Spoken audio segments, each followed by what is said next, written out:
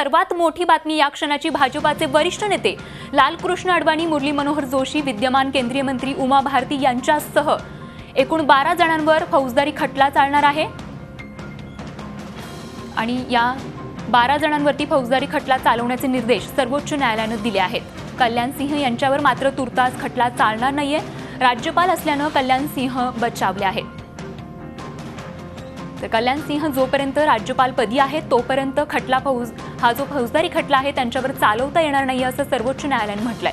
त्याचप्रमाणे दिवंगत झाल्याने शिवसेना प्रमुख बाळासाहेब ठाकरेंवर देखील खटला चालवता येणार नाही असं कोर्टाने म्हटलंय। या प्रकरणाची सुनावणी सुरू होऊन 25 वर्ष उलटली आहेत, त्यामुळे आता पुढच्या 2 वर्षात सुनावणी पूर्ण करावी असाही आदेश सर्वोच्च न्यायालयाने दिला आहे।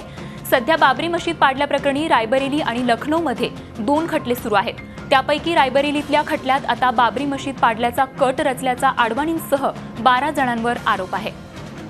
आणि याच संदर्भात आमचे प्रतिनिधी रामराजे शिंदे यांच्याशी अधिक चर्चा करूयात आणि माहिती मिळवूयात। रामराजे, आपण बघतोय की काय नेमकं झालं कोर्टामध्ये आणि आता या भाजप नेत्यांवर केस चालणार का? बिलकुल, सुप्रीम कोर्टामध्ये आज हाच मुद्दा होता की या प्रकरणी लालकृष्ण अडवाणी यांच्यासह जे 13 जण आहेत त्यांच्यावर केस चालणार का, खटला चालणार का, आणि त्या संदर्भात सुप्रीम कोर्टाने आज स्पष्ट केलेलं आहे की या 13ही जणांवर खटला चालेल। हा पहिला मुद्दा आहे। मात्र या 13 पैकी एक जे आहेत कल्याण सिंह, ते आता सध्या राज्यपाल आहेत, त्यामुळे त्यांच्यावर खटला चालवता येणार नाही।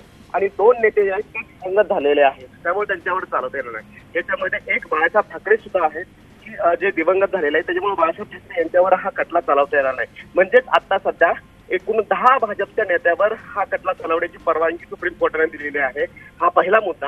याच्यामध्ये दुसरा मुद्दा असा की ही संपूर्ण सुनावणी जी आहे ती 2 वर्षामध्ये पूर्ण करायची आहे, असे सुद्धा निर्देश देण्यात आलेले आहेत। आणि याच्यामधला तिसरा मुद्दा म्हणजे रायबरेली आणि लखनौ या ठिकाणी 2 वेगवेगळ्या केसेस चालू होत्या। या दोन्ही वेगवेगळ्या केसेस आता एकत्र आणून क्लब करून त्या चालवल्या जाव्या असे सुद्धा सुप्रीम कोर्टाने आदेश दिलेले आहेत।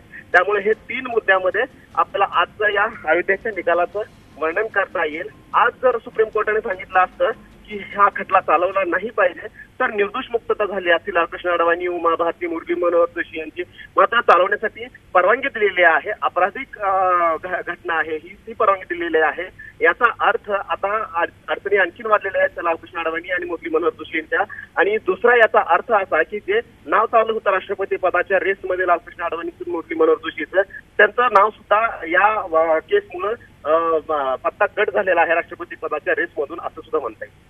नक्कीच, एकूणच धन्यवाद रामराजे या चर्चेसाठी। आणि याच संदर्भात अधिक चर्चा करूयात। झी24 तासचे मुख्य संपादक उदय निरगुडकरही आपल्या संपर्कात आहेत। उदय सर, आपण बघतोय की एकूण 12 जणांवरती आता फौजदारी खटला सुरू होणार आहे, त्यामुळे आता एकूणच याचे राजकीय वर्तुळात कसे पडसाद उमटतील?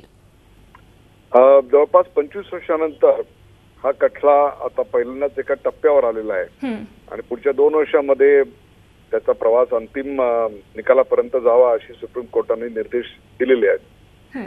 याच्या बदले जे कोणी आता आरोपी आहेत ज्यांच्यावर खटला चालणार आहे त्यांचा पक्ष आता सत्तेवर आहे, त्याचबरोबर अडवाणी यांच्यासारख्यांचं नाव राष्ट्रपती पदाच्या साठी घेतलं जात होतं। अर्थात ती शक्यता तेव्हाही फार कमी होती आणि आता या खटल्याच्या निमित्तानं ती घटना ती गोष्ट आणखीन मावळलेली आहे। परंतु 25 वर्षानंतर मला असं वाटतं की या खटल्यातले सगळे वादी आणि प्रतिवादी हे या गोष्टींकडे खूप वेगळ्या नजरेनं पाहतील आणि हा खटला लवकरात लवकर निकाली निघेल अशी मला तिसरी शक्यता जी आहे ती जास्त वाटते। नक्कीच, तर हा खटला लवकरात लवकर निकाली लगेल अशी शक्यता उदय सरांनी व्यक्त केली। धन्यवाद उदय सर या मतासाठी। FIR 198 रायबरेली में पेंडिंग थी, जिसमें अडवाणी और पॉलिटिकल आदमी 13 लोग अक्यूज हैं, मुरली मनोहर जोशी एक्सेट्रा, उसको ट्रांसफर कर दिया है लखनऊ कोर्ट में। और लखनऊ कोर्ट में बोला है कि 4 हफ्ते में इनके खिलाफ 120B के चार्जेस फ्रेम होंगे, जो कि रायबरेली के कोर्ट में नहीं थे, और 2 साल के अंदर ट्रायल कंक्लूड करने का सुप्रीम कोर्ट ने आदेश दिया है। कल्याण सिंह अभी राजस्थान के गवर्नर ने, सुप्रीम कोर्ट ने सीधे कहा है कि उनको इम्यूनिटी है आर्टिकल 361 में, तो जब तक वो गवर्नर रहेंगे उनके खिलाफ ट्रायल नहीं चलेगा। जैसे वो गवर्नर की पोस्ट उनकी खत्म हो जाएगी, उनके खिलाफ एडिशनल चार्ज फ्रेम करके उनके खिलाफ भी प्रोसीडिंग चलेगी।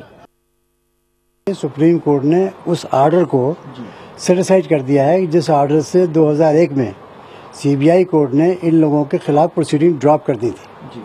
तो अब सुप्रीम कोर्ट ने उस आर्डर को सेटिसाइड कर दिया है और ये कहा है कि इनके खिलाफ जैसे पुराने चार्जशीट दाखिल थी, 1994 में चार्जशीट दाखिल हुई थी और दोनों केसेस एक साथ चल रहे थे उस वक्त। एक जजमेंट की वजह से यहाँ 2001 का एक जजमेंट था भल्ला साहब का, उसकी वजह से दोनों अलग अलग हो गए थे। अब सुप्रीम कोर्ट ने कह दिया कि नहीं, दोनों एक साथ चलेंगे और कॉन्स्पिरेसी केस उसमें बहाल हो गया है, तो इसलिए केस अब लखनऊ में चलेगा। सुप्रीम कोर्ट का निर्णय है तो उसको मानना चाहिए और क्या निकलता है वो देखेंगे।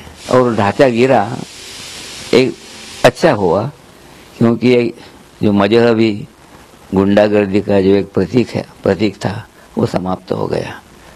ढांचा गिरने का एक लाभ ये होगा, वहाँ का एक्सकेवेशन हुआ, उत्खनन हुआ, उत्खनन में मंदिर के अवशेष मिले हैं। उसी के आधार पर इलाहाबाद उच्च न्यायालय ने अपना निर्णय दिया है। हमारी परंपरा रही है कि न्यायालय के निर्णय के सामने झुककर सलाम करना चाहिए। अगर आज हमारा एजेंडा है सरकार का कि अयोध्या में राम मंदिर बनना चाहिए और बनेगा,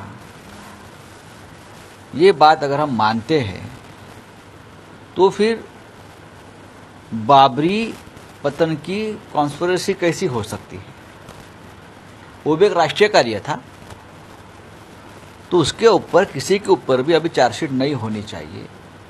सरकार ने सभी नेताओं के खिलाफ जो भी चार्जशीट है वो विड्रॉ करना चाहिए। इतना खतरनाक पार्टी है ये आरएसएस और ये बीजेपी, विश्व हिंदू परिषद, कि अपने परायों का भी ये ख्याल नहीं करता है और बढ़िया से नार काट दिया अडवाणी जी का।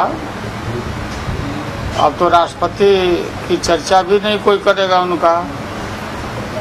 ये बिल्कुल सोची समझी राजनीति और ये हुई तो उनका खुद सरकारें कर रही है। भूल जाते हैं तो अब हम उनको इतना ही कहना चाहेंगे कि भाई आपको नैतिकता याद है या नहीं, कि या कुछ दिनों के लिए आप भूल जाओगे। ये आडवाणी जी और जोशी जी के लिए क्या कहेंगे उम्र के इस दौर में, अब 20-25 साल के बाद? नहीं, हम कुछ देखिए, हमें कुछ देखिए, जहां तक नैतिकता की बात होती है, हमने, आपको मालूम होगा कि यूपीए के कार्यकाल में कई ऐसे मुद्दे उठे और हमने अपने मंत्रियों को कहा कि अपना त्यागपत्र दीजिए। तो ये तो अपने सरकार पे डिपेंड करता है कि क्या करना चाहती है और कितना नैतिकता के संबंध में उनका मतलब के कमिटमेंट है। और मैं मानता हूं कि मोदी जी हमेशा ऐसी बात करते हैं, कुछ ना कुछ जरूर करेंगे। कल्याण सिंह उस वक्त मुख्यमंत्री थे, आज राज्यपाल है, एक कॉन्स्टिट्यूशनल कवच है उनके पास।